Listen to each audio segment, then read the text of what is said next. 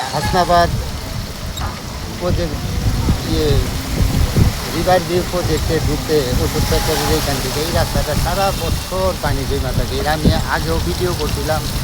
একটুখানি বৃষ্টি হইলে এই যে গাড়িগুলা কত কষ্ট করে আইতাছে, এই যে এই পর্যন্ত চোখ যায় পানি আর পানি পানি, যে সারা বছর পরে এই যে পানি জমা থাকে, দুনিয়ার কষ্ট হয়। এইটার একটা যদি পানি নামনের একটা ব্যবস্থা করে দিত, কত মানুষের কত সুবিধা। এর আগেও আমি ভিডিও করছিলাম এই জায়গাটা লয়ে। আজ তো এইখান দিয়ে একটা অটো দিয়ে যাইতেছি, আবার খারাপ লাগলো, আবার ভিডিও করতেছি। হ্যাঁ, দেখি আমার এই ভিডিওর বদৌলতে যদি এই রাস্তাটার পানি একটা ব্যবস্থা করে।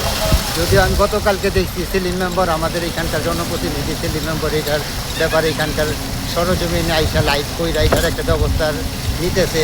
আমি আশা করি যারা প্রশাসনের লোক আছেন তারা এটার একটা ব্যবস্থা করবে, ইয়ে হনো যারা যারা আর কি।